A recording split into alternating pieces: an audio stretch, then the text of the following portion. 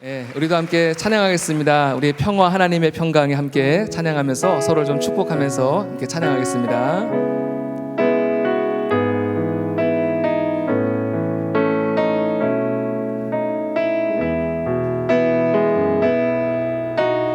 평화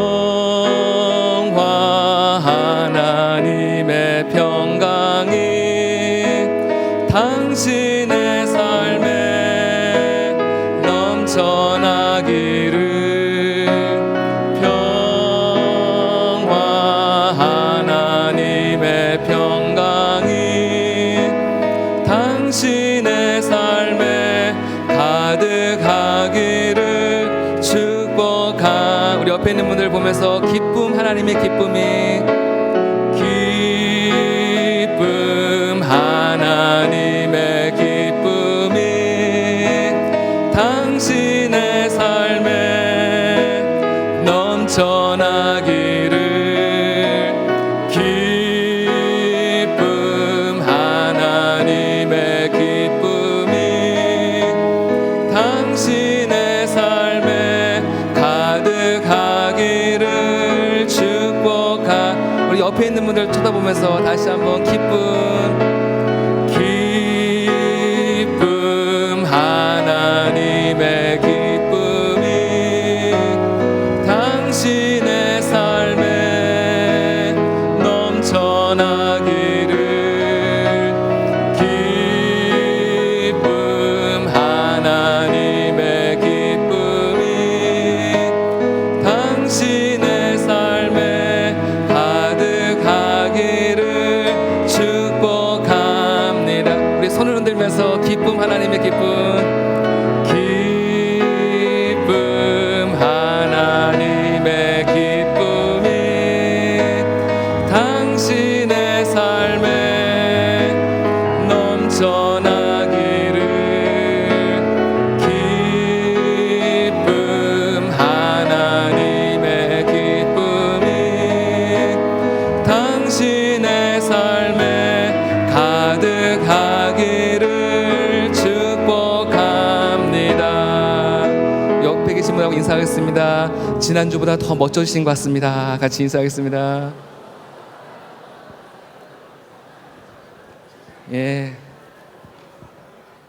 지금 날씨는 무덥고 힘들지만은 언제나 주님이 주시는 그 기쁨이 여러분 마음 가운데 늘 함께 하시기를 간절히 바랍니다.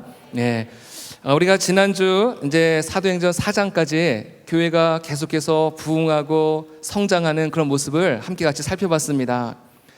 특별히 지난주에는 이제 하반부에 우리 은혜를 받은 많은 성도들이 자신의 재산을 팔아서 가난한 사람들, 어려운 사람들을 구제하고 도와줌으로 인해서 그 교회 안에 가난한 사람이 없었더라라는 그런 말씀 함께 살펴봤습니다. 지난주에 다루진 않았지만은 하나님 앞에 재산을 바친 사람 가운데서는 바나바라고 하는 사람이 있었습니다. 바나바. 이 바나바는 이제 나중에 보면은 초대교회 굉장히 중요한 지도자로 그런 사명을 감당하는 분인데요. 이 바나바도 자신의 밭을 팔아가지고 이제 교회 앞에 헌금을 한 것입니다. 바나바가 이렇게 헌금을 했을 때 많은 성도들이 그 모습을 지켜보면서 굉장히 어떤 도전과 자극을 받았을 것입니다. 참 저 사람 대단하다, 훌륭하다. 나도 주님 앞에 내 재산을 바쳐야겠다. 아마 이런 막 움직임들이 막 있었을 것입니다. 그 중에서 오늘 말씀에 등장하는 아나니아와 삽비라라고 하는 이 부부도 그들도 이 일에 함께 동참을 했습니다. 그들도 자신의 재산을 팔아서 하나님 앞에 이제 헌금으로 내놓은 것입니다. 그런데 중요한 것은요, 어떤 마음으로 주님 앞에 드렸느냐가 중요한 것입니다. 여러분, 나의 재산을 팔아가지고 하나님 앞에 헌금한다는 것은 사실 쉬운 일이 아닙니다. 내 수입의 일정 부분을 주님 앞에 드리는 거, 11조 생활하는 것도 사실은 굉장한 믿음입니다. 제가 보니까는 우리 대학부 청년부 보는 우리 적지 않은 청년들이 굉장히 11조 생활들, 또 감사 헌금 생활을 굉장히 철저하게 하는 분들이 많이 있는 것을 보면서 제가 참 굉장히 많은 도전과 감동을 받았습니다. 하지만 그것이 쉬운 것은 아닙니다. 절대로 믿음이 없으면 할 수 없는 결단이에요. 아나니아와 삽비라도 자신의 소유를 팔아서 하나님 앞에 헌금을 드렸습니다. 근데 중요한 것은 어떤 마음으로 하나님께 바쳤느냐가 중요한 것입니다. 정말 하나님 앞에 하나님의 은혜를 감사함으로 하나님 앞에 온전한 마음으로 순전한 마음으로 드렸느냐, 아니면 다른 어떤 인간적인 생각과 어떤 계산 속에서 드렸느냐? 하나님은 그 모든 우리의 의도와 생각과 우리의 모든 것을 하나님은 다 보고 계시고 감찰하시는 것입니다. 이분들은, 이 부부는요, 하나님 앞에 헌금을 드리긴 드렸지만은 순수한 의도 드린 것이 아니에요. 바나바가 그렇게 드렸다고 하니까는 주변에서도 막 이렇게 헌금을 드리는 그런 분위기가 막 이렇게 있으니까는 안 드릴 수는 없고, 체면 때문에 사람들의 이목을 의식해서 하나님 앞에 헌금을 드렸다는 것입니다.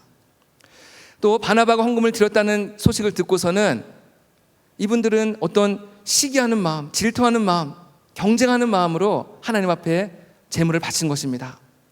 뭐 바나바가 1억을 바쳤다고? 우리도 못할 것 없지, 우리도 바치면 되지 뭐, 이러면서 그들도 하나님 앞에 물질을 바쳤다는 거예요. 순수한 의도가 아니에요. 사람에게 보이기 위해서 정말 어떤 시기하는 마음, 질투하는 마음, 경쟁하는 마음으로 하나님께 바친 것입니다.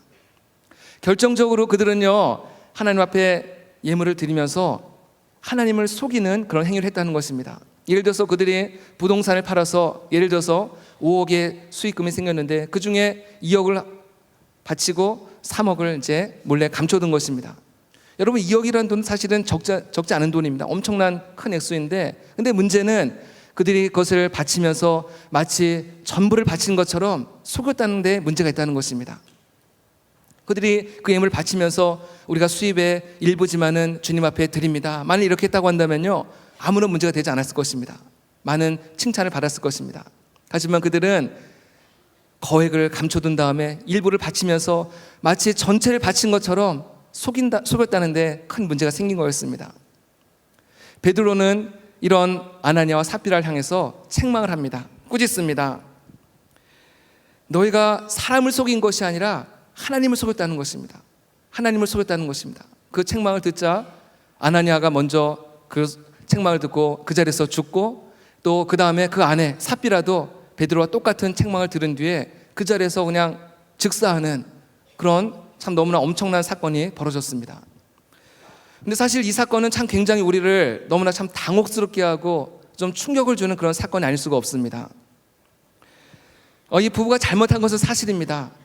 남을 속이고 순수하지 못한 의도로 헌금을 드린 그것은 분명히 잘못된 행위입니다.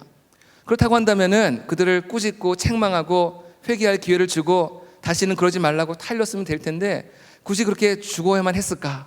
굉장히 참 해석하기 참 난해한 그런 사건이 아닐 수가 없습니다.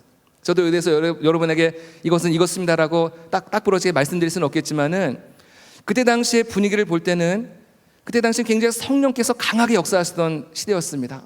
성령께서 역사하셔서 이제 많은 사도들이 나가서 복음을 전할 때 놀라운 기적과 이사와 놀라운 그런 능력들이 나타나던 그런 시대였습니다.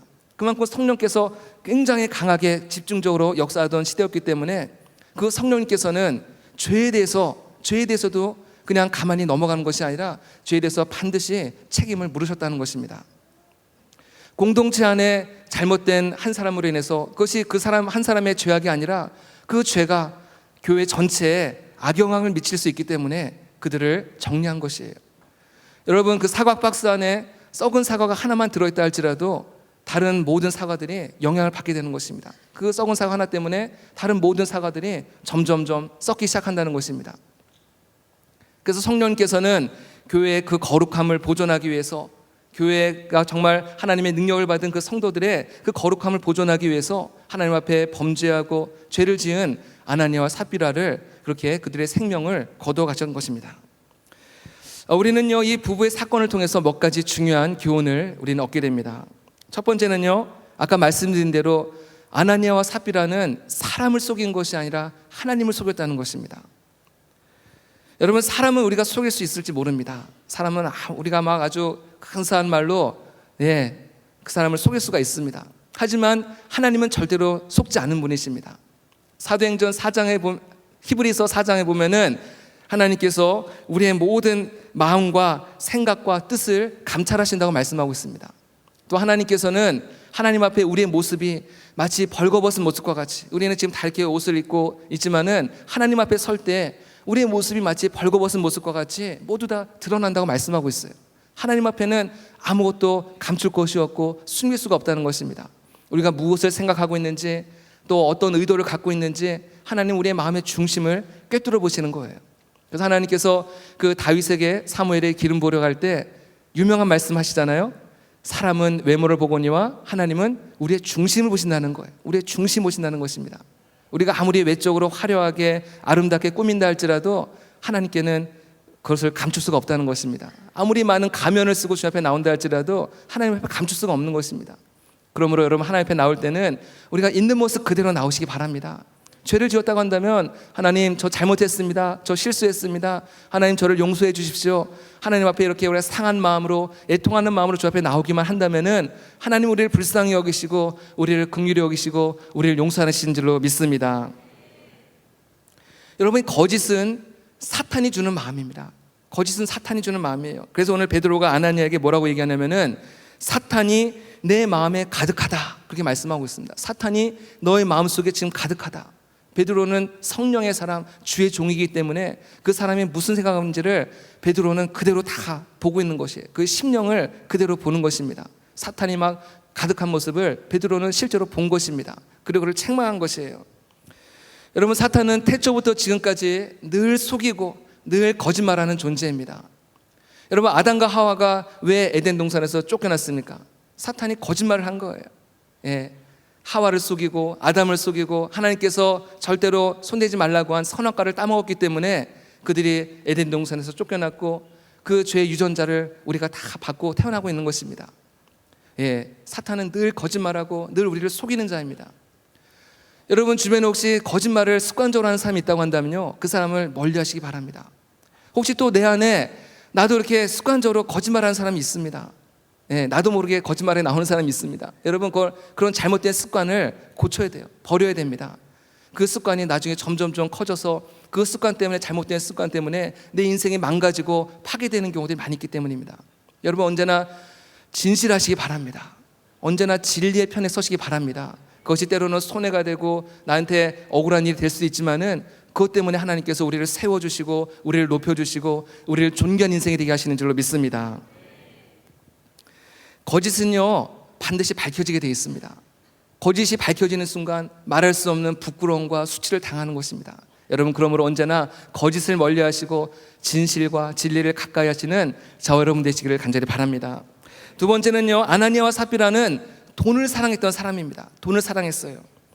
우리가 살아가면서 돈은 정말로 필요한 것입니다. 여러분 돈이 없다고 한다면은 우리 교회도 운영할 수가 없습니다. 돈이 없다고 한다면은 선교할 수도 없고 구제할 수도 없습니다. 돈이 없다고 한다면 우리는 공부할 수도 없고 결혼할 수도 없습니다. 우리에게 있어서 돈은 꼭 필요한 것입니다. 하지만 성경에서 돈을 사랑하지 말라 말씀하고 있습니다. 돈을 사랑하는 것이 일만하게 뿌리가 된다 말씀하고 있는 것입니다. 돈 때문에 가정이 무너지는 경우가 있습니다. 돈 때문에 그렇게 가깝게 지내던 친구 사이가 금이 가는 경우가 있습니다. 정치인들 가운데서도 기업인의 돈을 받았다가 나중에 그것이 밝혀지면서 너무나도 참담한 일을 겪는 그런 정치인들도 우리 주변에 얼마나 많은지 모릅니다. 특별히 청년의 시절에 우리가 잘 관리해야 될 분야가 있습니다. 우리가 기도 생활, 말씀 생활과 같은 영성 관리를 우리는 잘해야 돼요. 영적인 관리 잘해야 되고요. 또 그런가 하면 우리는 시간 관리도 잘해야 됩니다. 우리에게 주어진 많은 시간들을 우리가 그냥 그렇게 허무하게 보내서는 안 돼요. 이게 시간을 한 시간을 소중하게 여기고 관리를 잘해야 됩니다. 또 건강 관리도 잘해야 돼요. 운동도 열심히 해야 되고 우리 건강 관리를 또 잘해야 됩니다. 그 다음에 중요한 것이 무엇이냐면요, 돈 관리, 물질 관리를 또 잘해야 되는 것이에요. 여러분 돈이 무서운 것을 알아야 됩니다. 우리가 돈이 많다고 해가지고 돈을 함부로 쓰고 막 쓰고 흥청대고 쓰고 그것은 굉장히 크리스찬의 그런 모습이 아니에요. 여러분 돈을 아껴서 쓰시기 바랍니다.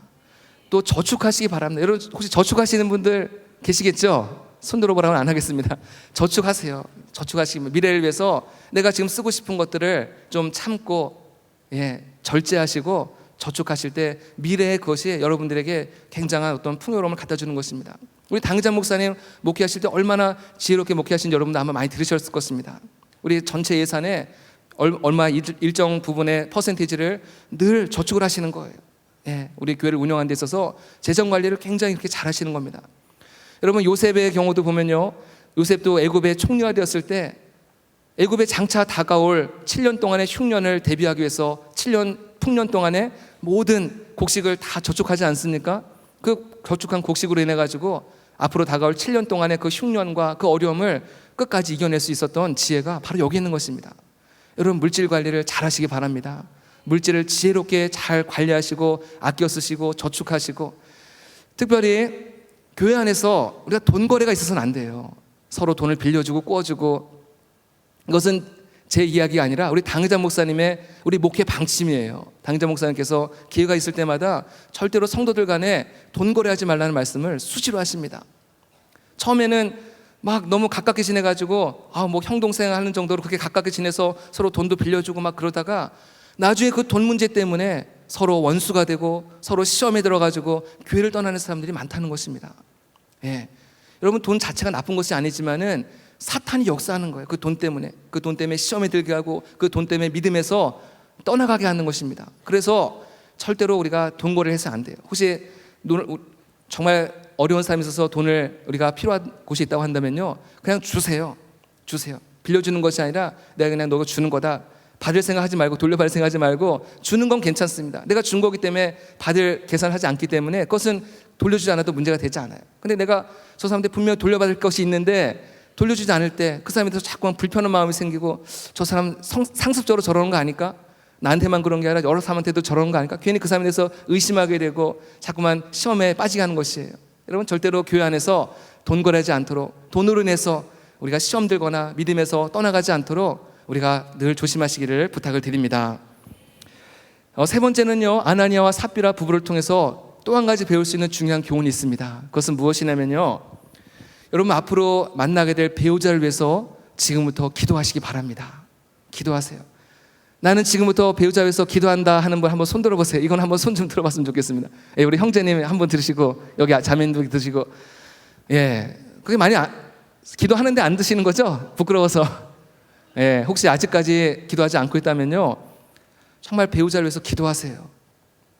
이제 이거는 뭐 여담, 약간 이제 웃긴 이야기인데요, 한 형제가 이제 기도했습니다. 하나님, 저에게 돈도 주시고 저에게 여자도 주세요. 하나님 앞에 막 열심히 기도했습니다. 뜨겁게 기도하고 금식하며 기도했습니다. 근데 하나님께서 한꺼번에 응답을 해줬어요. 돈도 주고 여자도 줬는데 돈 여자를 줬다는 겁니다. 이게 돈 여자. 역시 썰렁했습니다. 감사합니다. 오늘도 또 혹시 이게 지금 좀 피곤한 분이 몇 분 계시는 것 같아가지고 한번 분위기를 환기시키기 위해서 어쨌건 간에요, 우리가 기도하라는 거예요. 내가 앞으로 만날 배우자를 위해서. 여러분, 지금까지는 부모님의 영향력 안에서 살아왔지만은 앞으로 살아갈 인생은 이제 배우자와 평생을 살아가야 되거든요. 굉장히 중요한 문제예요. 어떤 배우자를 만나느냐, 어떤 배우자와 함께 사느냐, 굉장히 중요한 문제입니다. 믿음의 배우자를 만나지 않을 때 평생 후회하는 일이 생기는 겁니다. 오늘 2절 말씀에 보면요, 아나니아가 나쁜 마음을 이미 품었어요. 이 많은 물질 가운데서 다들 이게 아까워, 일부만 드려야지, 이런 마음을 품은 것을 아내가 알았어요. 삽비라가 알았어요. 그러면 어떻게 됐습니까? 여보, 당신 왜 그래요? 왜 하나님을 속이려고 합니까? 다 내야지, 왜 그래요? 막 이렇게, 하나님이 무섭지도 않으세요? 이렇게 좀 뭔가 그걸 뜯어 말려야 되는데, 삽비라도 그 사실을 알면서도 그냥 침묵을 한 거예요. 삽비라도 남편과 같이 똑같은 돈에 대한 욕심과 탐심이 있었기 때문에 거기에서 남편을 뜯어 말리지 않고 그대로 내버려둔 것입니다. 만약 이 부부 두 사람 중에 한 사람만이라도 믿음에 제대로 서 있었다고 한다면은 두 사람에게 찾아온 이런 불행과 저주를 막을 수 있었을 것입니다. 하지만 둘 다 똑같이 세상적인 정욕과 돈에 대한 욕심에 매여 있었기 때문에 말리질 않은 거예요. 잘못된 것이라고 지적하지 않은 것이에요. 제가 가끔 이제 어른들 신방을 다니다 보면 그런 얘기를 가끔 듣습니다. 이제 어른들도 때로는 이제 교회 생활하면서도 조금 이제 요령을 피우고 싶을 때가 있지 않아요? 오늘 좀 저녁 예배 좀 쉬면 좋겠다, 새벽 예배 좀 안 나가면 좋겠다, 이제 그런 요령을 피우고 싶은데, 대학부를 다니는 우리 자녀들이 엄마 아빠 왜 그래요? 이러면서 엄마 아빠를 막 꾸짖는다는 거예요. 그래서 자녀들 때문에 무서워서 다시 교회 나오는 그런 이제 또 부모님도 계시다는 얘기를 들으면서 제가 속으로 아이고 잘됐다. 여러분 너무나 잘하시는 겁니다. 만일 여러분 부모님이라도 혹시 믿음의 부분에 있어서 자꾸만 세상과 타협하려고 하고 죄악된 길을 가려고 한다면은 자녀들이라도 그걸 막아야 돼요. 혹시 가정에서 제사를 지내는 가정이 있다고 한다면은 엄마 아빠 우리는 이거 하면 안 돼요, 하나님이 기뻐하지 않아요, 이러면서 자꾸 말릴 수 있는, 하지 말라고 얘기할 수 있는 그런 용기 있는 여러분들 되시기를 간절히 바랍니다. 그러므로 여러분들, 이게 믿음의 훈련을 잘 받은 믿음의 배우자를 만나는 게 굉장히 중요합니다. 우리 주변에 가끔 보면은, 청년부에 보면은 믿지 않는 불신자들과 이제 결혼하는 경우들이 있습니다. 예, 상대방의 어떤 외모가 멋있고 예쁘고 그 사람이 다니는 직장이 괜찮고 근사하고 집안이 괜찮고 이러니까는 어떤 외적인 것을 바라보고서 그냥 결정을 하는 거예요. 그리고서는 이렇게 그냥 자유를 해요. 결혼해서 이 사람 전도하면 되지, 결혼해서 시부모님, 결혼해서 저기 처가댁 다 전도하면 되지, 이걸 너무나 쉽게 생각하는 거예요. 근데 제가 이렇게 신방 다니다 보면은 믿지 않는 가정에 결혼해가지고 자기 믿음 다 까먹고 청년 시절 때는 그렇게 뜨겁게 기도하고 막 선교하고 그러던 분들도요, 배우자 한번 잘못 만나가지고 완전히 믿음 다 까먹고 땅을 치며 후회하는 분들이 너무나 많다는 거예요. 제가 이제 군대 가서 있었던 일인데, 저 군대 갔다 왔습니다. 예, 군대 갔다 왔는데, 군대 가서 이제 처음에 제일 힘들었던 것 중에 하나가 어떤 것이냐면, 뭐 훈련이 힘들고 이런 게 힘든 것이 아니라 주로 안 믿는 분들하고 이제 24시간을 늘 같이 생활해야 되잖아요. 어떤 게 힘드냐면은 이게 대화가 잘 되질 않는 거예요. 예, 물론 뭐 서로 대화 주고 받게 하죠. 그런데 제가 말씀드린 대화는 영적인 대화가 이루어지지 않는 것이, 영적인 대화가 이루어지지 않으니까는 마음에 굉장히 어떤 답답함이 막 있더라고요. 뭔가 이게 마음이 너무 답답하고 그래요. 근데 한 번은 고참 중에서 군종병 이제 고참이 있는데, 그분이 저를 잠깐 이제 불러내서 그분하고 한 5분 정도 얘기했어요. 5분 정도, 뭐 길게도 아니에요. 5분 정도만 얘기했는데 굉장히 어떤 마음의 어떤 시원함을 이제 느낀 것을 제가 경험한 적이 있습니다. 이게 바로 영적인 대화구나. 예, 이 영적인 대화를 하니까는 마음이 시원해지고 뭔가 통하고 굉장히 마음이 이렇게 위로가 되고, 그래서 제가 나중에 군종병이 돼서 똑같이 했습니다. 이제 후임병들 가운데서 교회 다니다 온 친구들을 제가 불러내가지고 그 친구들하고도 그런 영적인 대화를 하니까는 그 친구들도 똑같은 고백을 하더라고요. 우리 군종님과 이렇게 대화하고 나니까 마음이 너무나 시원해진다는 그런 고백을 하더라고요. 여러분, 믿지 않는 분들하고 생활하게 되면은 대화가 되질 않는 거예요. 뭐 겉으로는 일상적인 대화가 되겠죠. 하지만은 영적인 대화가 이제 이루어지지 않으니까는 계속 마음에 어떤 답답함이 있게 되고, 그것이 점점 길어지다 보면은 영적으로 나중에 질식 상태에 들어가게 되는 것입니다. 그래서 나중에는 믿음을 점점 믿음에서 떠나가게 되는 것입니다. 여러분, 그래서 여러분들의 부모님들께서 자꾸만 여러분들 믿음의 사람 만나라고 여러분들에게 자꾸 말하고 자꾸만 보채는 것이 바로 그런 이유 때문에 그런 것입니다. 여러분, 근데 이것을 하루아침에 우리가 믿음의 사람 만나는 것은 쉽지가 않습니다. 지금부터 그래서 기도해야 되는 거예요. 하나님, 믿음의 배우자 만나게 해주십시오. 여러분, 막 너무 지금 뭐 잘 나가고 멋지게 생긴 그런 분들을 자꾸만 바라보지 마세요. 그런 분들은 경쟁자가 너무 많기 때문에 지금 볼 때는 좀 이렇게 초라해 보이고 보잘것 없어 보이고, 저 사람이 과연 막 이런 뭔가 좀 퀘션 마크가 막 들어가는 그런 사람들 주변에 있을 거예요. 하지만 정말 하나님을 사랑하고 하나님을 두려워하고 하나님을 경외하는 사람이 있다면요, 그 사람을 집중적으로 위해서 기도하시기 바랍니다. 예, 대학부 때는 교제가 금하기 때문에 나중에 청년 보러 가면 교제하시기 바랍니다. 어쨌건 지금 막 화려하고 잘 나간다고 해서 거기 속지 마세요. 지금은 조금 부족해 보이더라도, 지금은 조금 이렇게 초라해 보이더라도 정말 하나님을 사랑하고 늘 주님 섬기는 일에 앞장서고 정말 최선을 다하는, 하나님을 두려워하고 경외하는 그 사람이 나중에 정말 하나님께서 귀하게 사용하시는 그런 믿음의 사람이 되는 줄로 믿습니다. 이제 12절 이후로부터 보면요, 사도들이 끊임없이 쉬지 않고 계속해서 이제 복음을 전하는 그런 이제 사건들이 나오고 있습니다. 복음을 전할 때 많은 기적들이 나타납니다. 많은 병자들이 나음을 얻게 되고, 귀신들이 막 쫓아나가가지고 또 이렇게 정상인으로 돌아오는 그런 놀라운 막 역사, 기적과 표적과 놀라운 일들이 막 이제 일어나기 시작을 합니다. 그러니까는 병 고침 받은 당사자만 나오는 것이 아니라 그 장면을 지켜본 그들의 가족과 일가 친척들이 다 교회에 나오니까요, 교회가 막 성장하고 부흥하기 시작을 하는 것입니다. 교회가 막 걷잡을 수 없이 폭발적으로 막 부흥하기 시작하는 것입니다.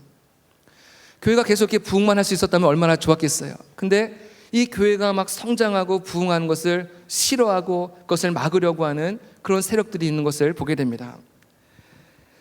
바로 종교 지도자들입니다. 우리 17절에 보면은 대제사장들과 사두개인들이 그 마음에 시기가 가득하였다 말씀하고 있습니다. 교회가 막 잘 되고 교회가 부흥하고 많은 사람들이 어딜 가나 막 교회 이야기하고 예수 얘기하고 막 그러니까요, 종교 지도자들이 막 마음이 너무나 불편해진 거예요.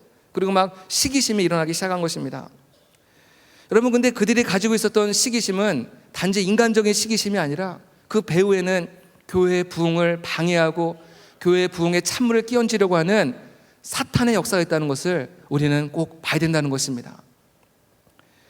여러분, 이 악한 마귀들이 종교 지도자들을 마음을 선동해가지고 교회의 부흥을 가로막으려고 하는 것입니다.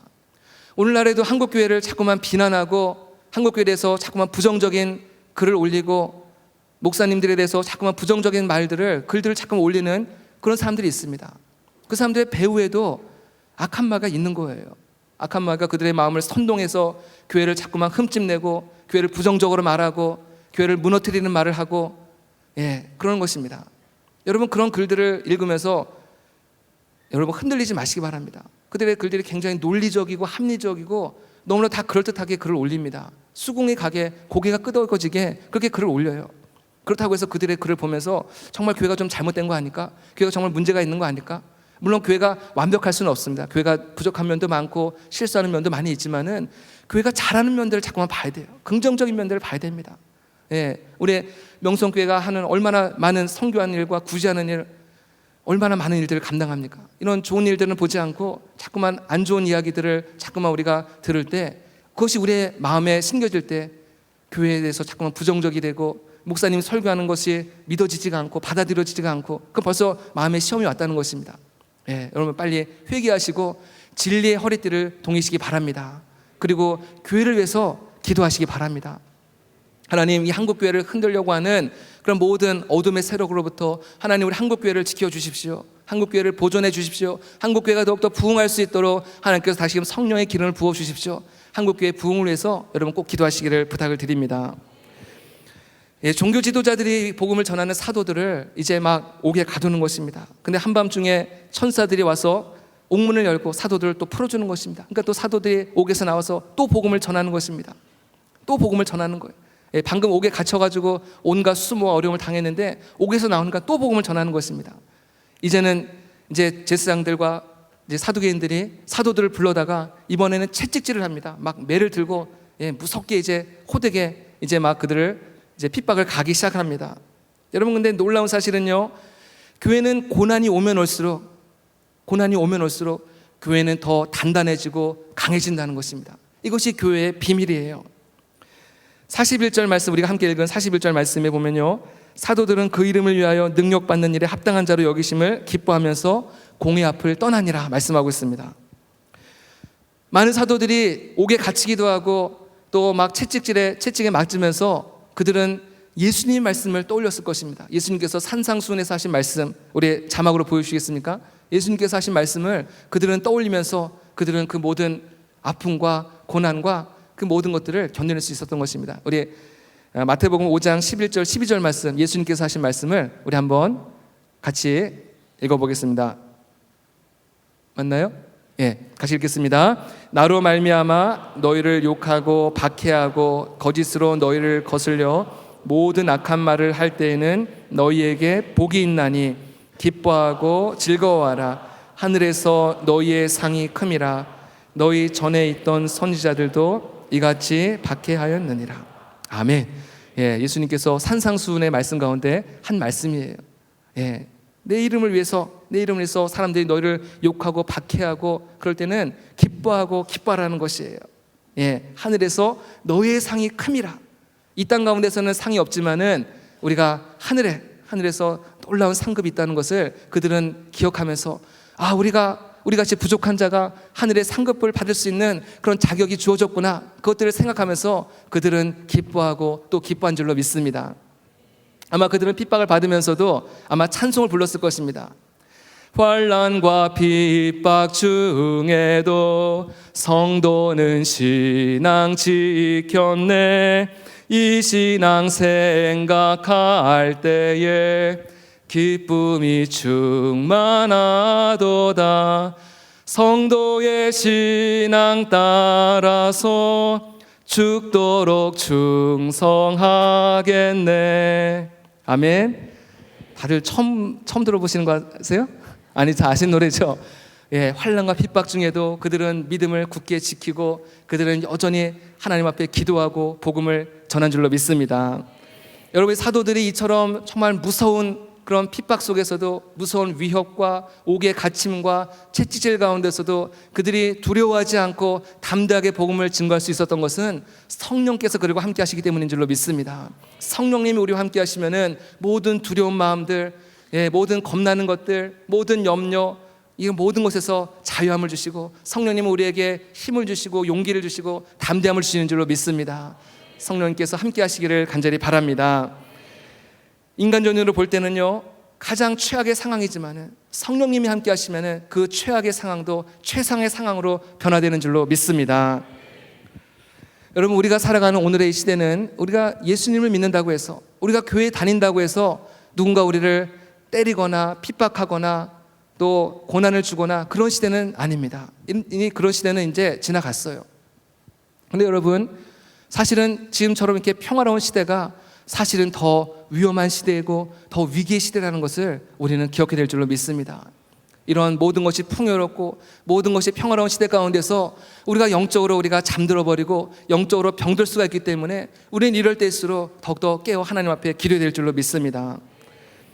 7, 80년대 캠퍼스에 굉장히 선교단체들이, 굉장히 많은 선교단체들이 굉장히 활발하게 이렇게 움직이고 또 찬양하고 또 복음을 전했습니다. 곳곳에서 잔디밭에 우리 많은 선교단체 형제자매들이 함께 모여서 막 찬양도 하고 성경 공부도 하고 또 나가서 막 전도도 하고 그런 일들이 많이 있었습니다. 그때 당시에는요, 대학가에 또 한 가지 또 거대한 세력이 있었습니다. 운동권이라고 하는 세력이 있었습니다. 이 운동권이라는 세력이 또 막 데모를 막 주도하는 것입니다. 많은 대학생들을 선동해가지고 민주화를 위해서 막 데모하고 막 그런 일들에 굉장히 이제 7, 80년대가 좀 혼란스럽고 그런 시대 아니었습니까? 운동권들이 막 그렇게 굉장히 거세게, 굉장히 강력하게 활동할 때 선교단체도 이해지지 않게 굉장히 또 같은 비중으로 굉장히 활동을 했어요. 저도 이제 한 복음적인 선교단체에서 이제 훈련을 받았는데 거기서 앞에서 늘 이제 말씀 전하는 간사님 중에 한 분이 늘 하시던 말씀이 있었어요. 무슨 말씀이냐면은 여러분들 운동권 좀 보라 이거예요. 운동권 애들 좀 보라 이거예요. 그 친구들은 진리가 아닌 것을 위해서도 저렇게 목숨을 걸고 저렇게 헌신하지 않느냐.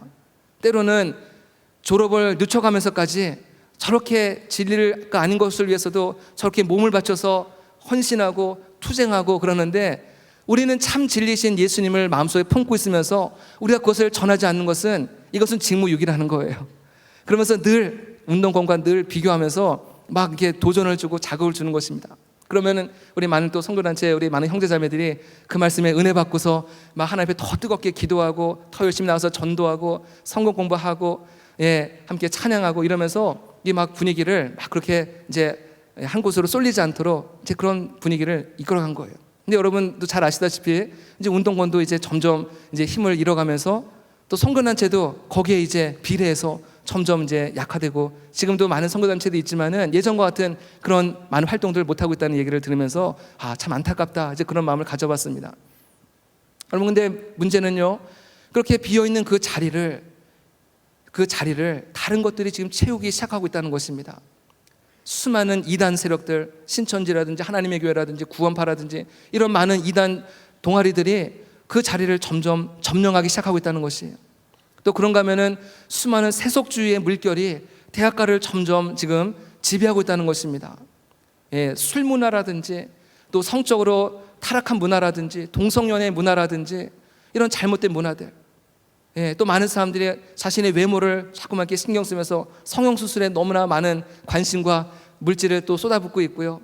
스펙을 쌓는 일에 우리가 더 많은 관심을 갖기 시작하고 우리의 무관심 속에서 많은 청년들이 지금 또 왕따를 경험하면서 우울증을 경험하고 또 많은 중독에 빠져 있고 앞으로 미래에 대한 어떤 소망이 없으니까는 거기에 대해서 좌절하고 자살하는 그런 청년들이 점점 이렇게 막 많아지고 있는 것을 우리의 눈으로 지금 보고 있습니다.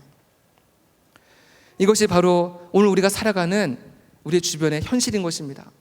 믿지 않는 자들에게 기독교의 소중한 가치인 정직과 또 진실과 거룩함과 이런 부분에 대해서 얘기하면은 많은 사람들이 우리를 미쳤다고 말하고 많은 사람들이 우리를 조롱하고 유치하고 하찮은 것으로 그렇게 치부하는 시대 가운데 우리는 살아가고 있는 것입니다. 이런 현실 속에서 우리 자신은 너무나 작고 너무도 초라하게 느껴지는 것이에요. 이런 너무나 거대한 이 현실 앞에서 우리 자신이 갖고 있는 힘이 너무나 부족하구나, 너무나 우리는 무기력하구나, 이런 것을 우리는 느낀다는 것입니다. 이런 현실 속에서 우리는 어떻게 살아야 되겠습니까? 오늘 말씀에서 중요한 답을 우리에게 알려주고 있습니다. 우리 5장 42절 마지막 절 말씀인데요, 우리 이 말씀을 다시 한번 읽어보겠습니다. 시작. 그들이 날마다 성전에 있든지 집에 있든지 예수는 그리스도라고 가르치기와 전도하기를 그치지 아니하니라. 아멘. 초대교회 성도들은 그들이 집에 있든지 또 성전에 있든지 어딜 가든지 그들은 두세 사람만 모이면은 예수님의 이야기만 하는 것입니다. 예수 이야기. 여러분, 예수님의 이야기만 하면은 힘이 나고 용기가 나고 기쁨이 절로 솟는 것이, 그것이 바로 크리스찬인 것입니다. 예수님 이야기를 하는데 자꾸만 졸리기만 하고 무기력하고 그러면요, 내가 정말 예수님 제대로 믿는 사람인가 한번 점검해 봐야 됩니다. 오늘 지금 이 자리에는요, 이제 가까운 곳에서 오신 분도 계시지만은 멀리서 오는 우리 많은 청년들이 있더라고요. 제가 오늘 오전에도 안양에 이제 신방 갔다 왔는데, 안양에서 오는 청년도 있고요, 안산에서 오는 청년도 있고, 멀리서 정말 이렇게 오는 청년들이 있어요. 그 청년들이 오늘 이 뉴송 예배에 오는 이유는 예수님 이야기를 듣기 위해서 온 거예요. 이곳에 와가지고 무슨 연예인 이야기나 하고 맛집 이야기나 하고 그런 이야기 하려고, 그런 얘기 들으려고 이 자리에 온 것이 아니라는 거예요. 우리가 함께 그룹 모임 하거나 팀 모임 하거나 무슨 모임을 하더라도 항상 예수님이 우리 인생의 중심이 되어야 될 줄로 믿습니다. 예수님의 이야기로 우리가 힘을 얻고 충전을 받고 다시금 이 세상에 나아가서 우리가 도전하고 세상을 변화시키는 주역들이 되어야 될 줄로 믿습니다. 우리의 힘은 너무나 작고 초라하고 연약하지만은 우리가 예수님의 이름을 의지하면서 세상과 맞서 싸워야 될 줄로 믿습니다. 세상의 방식대로 살아가는 것이 아니라 예수 믿는 그 길대로 살아가는 것이, 이것이 옳은 길이고 이것이 가장 가치 있는 길이라는 것을 많은 믿지 않는 우리 친구들에게 보여줘야 될 줄로 믿습니다. 한 알의 씨앗이 심겨질 때는 너무나 작고 초라하지만요, 이 한 알의 씨앗이 떨어졌을 때, 그 씨앗이 썩어지고 죽어졌을 때 그 씨앗이 나중에 점점점 자라서 큰 나무가 되고 그 나무에 수많은 새들이 와서 깃들이는 것처럼, 우리가 하는 일이 때로는 한심해 보이기도 하고 낙심될 때도 있고, 내가 지금 뉴송 예배 와서 지금 뭐 하는 건가, 아마 이런 생각을 갖고 있을지도 모릅니다. 그런 마음이 든다 할지라도 우리가 정말 눈물로 씨를 뿌릴 때 하나님께서 우리의 그 눈물로 씨를 뿌린 그 씨를 하나님이 귀하게 여기시고 생명이 이제 피어나게 하시고 거기서 놀라운 역사와 기적을 이룰 줄로 믿습니다. 왜냐면요, 예수님의 이름에는 생명이 있기 때문인 줄로 믿습니다. 예수님의 이름에는 생명이 있습니다. 여러분 옆에 계신 분하고 한번 좀 고백하시기 바랍니다. 예수님의 이름에는 생명이 있습니다. 예수님의 이름에는 생명이 있습니다. 오늘 우리의 사도행전 5장 말씀에 보면은 두 종류의 인생을 우리에게 보여주고 있습니다. 아나니아와 삽비라와 같이 세상 것을 사랑하고 돈을 추구하며 살아가는 그런 종류의 사람이 있고, 또 한 종류의 사람은 예수님의 이름을 위해서, 그 이름을 위하여 복음을 전하고 그 이름을 위해서 오늘의 힘들고 어렵고 고난과 핍박과 이 모든 것을 견뎌내면서도 주님의 영광을 위해서 살아가는 그런 두 종류의 사람이 있다는 것입니다. 여러분들은 어떤 길을 선택하시겠습니까? 여러분의 청년의 시절은 참 굉장히 중요한 시절이 아닐 수가 없습니다. 여러분들이 지금 어떤 길을 선택하냐에 따라서 여러분들의 인생의 후반부의 모습이 완전히 달라지기 때문에 지금의 청년의 시기는 굉장히 중요한 시기입니다. 우리의 인생은 한 번 지나가면은 다시는 돌아올 수밖에 없는, 한 번뿐이 없는 인생이라는 것입니다. 이 귀한 인생을 살아가면서 우리는 어떤 것을 추구하고 어떤 길을 따라가고 어떤 것을 선택하며 살아가야 될지 우리는 오늘 말씀을 통해서 다시 한번 결단하는 은혜가 있기를 바랍니다. 저는 여러분들의 영안이 열려져서 우리가 지금 당장 눈에 보이는 세계가 아니라 영원한 세계를 바라보면서 예수 그리스도의 그 이름을 위하여 오늘 하루를 눈물로 씨를 뿌리면서 하루하루를 기쁨으로 감사함으로 또 눈물로 살아가는 우리 모두가 되어서 그 눈물이 아름다운 열매를 맺고 또 큰 나무를 이루어서 하나님의 영광을 드러내는 저와 여러분 되시기를 주님의 이름으로 축원드립니다. 이 시간 함께 우리가 오늘 주신 말씀을 생각하면서 함께 불렀으면 좋을 찬송이 있습니다. 찬양이 있는데요, 많이 불렀던 찬양은 아닌 것 같아요. 우리 오늘 눈물로 한 알의 씨앗을 심는다. 꿈꿀 수 없어 무너진 가슴에 저들의 푸른 꿈 다시 돋아나도록 우리 함께 땀 흘려 소망의 길을 만든다. 내일로 가는 길을 찾지 못했던 저들, 노래하며 달려갈 그 길, 그날에 우리 보리라. 새벽 이슬 같은 저들 일어나 뜨거운 가슴 사랑의 손으로 이 땅 치유하며 행진할 때, 오래 황폐하였던 이 땅 어디서나 순결한 꽃들 피어나고 푸른 의의 나무가 가득한 세상 우리 함께 보리라.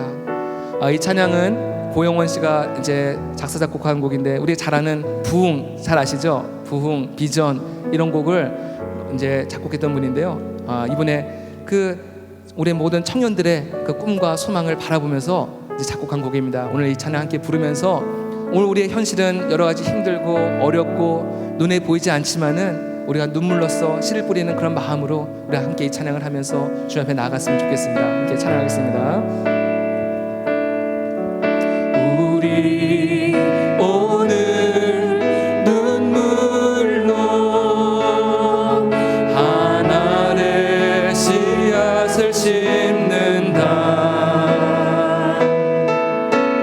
꿈꿀 수 없어 무너진 가슴에 저들의 푸른 꿈 다시 돋아나도록 우리 함께 땀 흘려 소망의 길을 만든다. 내일로 가는 길을 찾지 못했던 저들 노래하며 달려갈 그 길, 그날에 우리 보리라. 새벽 이슬 같은 저들 일어나 뜨거운 가슴 사랑의 손으로 이 땅 치유하며 행진할 때,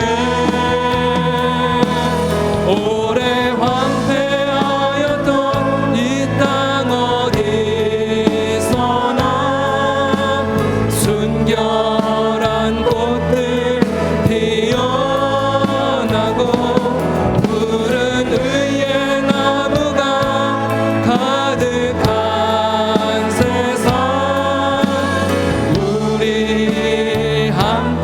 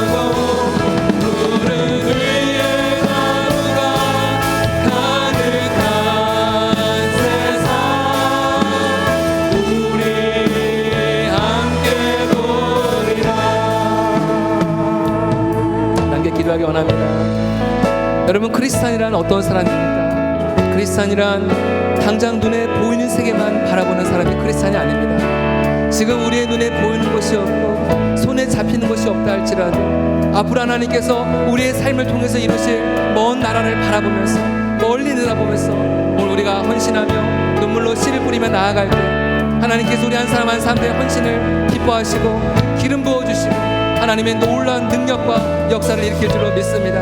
오늘 우리가 하나님 눈물로 씨를 뿌립니다. 지금의 현실을 볼 때는 모든 것이 암담하고 답답하고 어렵기만 하지만은 우리가 오늘 주님 앞에 눈물로 씨를 뿌릴 때 하나님께서 우리의 눈물을 통하여서 놀라운 역사를 이루실 것을 기대합니다. 주님 도와주시옵소서. 이 나라 민족을 하나님 새롭게 하여 주시고 내가 몸담고 있는 우리 캠퍼스를 새롭게 하여 주시옵소서. 우리 교회를 성령으로 충만하게 하여 주시고 어둠의 세력이 우리 교회를 흔들지 못하도록 하나님 우리 교회와 한국교회를 붙잡아 주시옵소서. 함께 기도하기 원합니다. 우리 시간에 주님의 이름을 부르짖고 함께 뜨겁게 기도하겠습니다.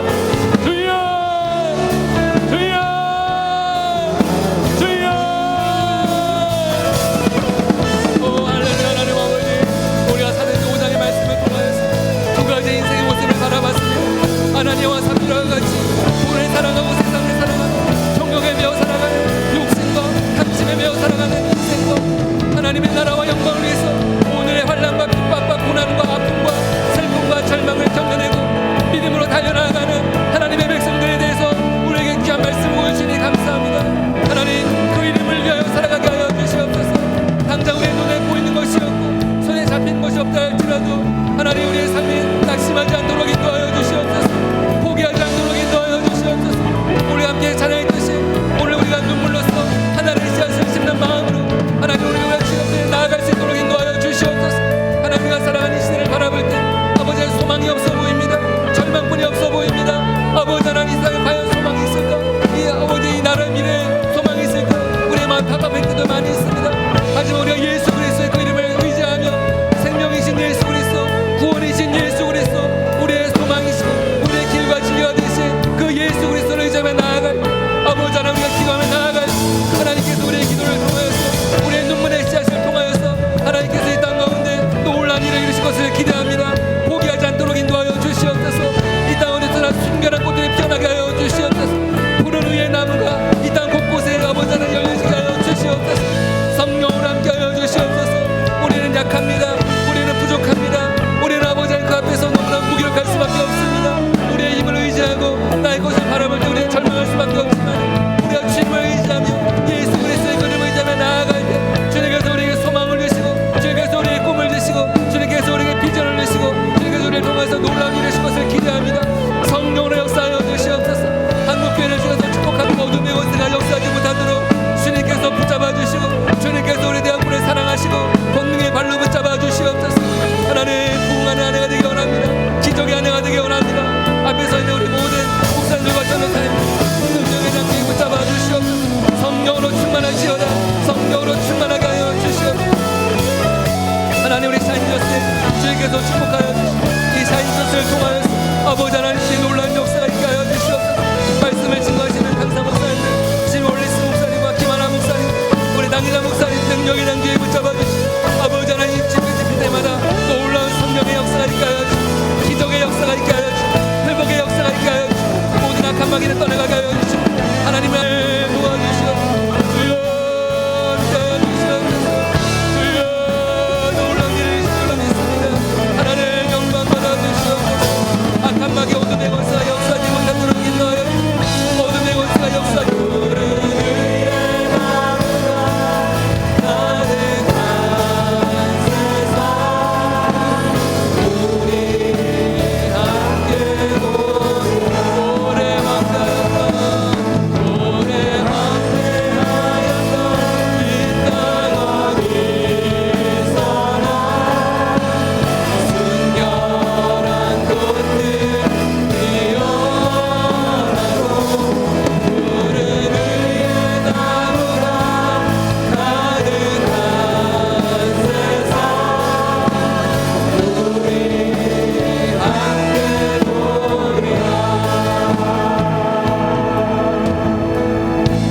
하나님 아버지 우리로 하여금 아나니아와 삽비라와 같은 인생을 살지 않도록 도와주시옵소서. 세상 것을 사랑하고 돈을 사랑하고 욕심에 매어 살아가는, 또 거짓에 매어 살아가는 잘못된 생활을 정리하게 도와 주시옵소서. 많은 초대교회 성도들과 같이 그 이름을 위하여, 예수 그리스도 그 이름을 위하여 살아가는 우리 모두가 되게 하여 주시옵소서.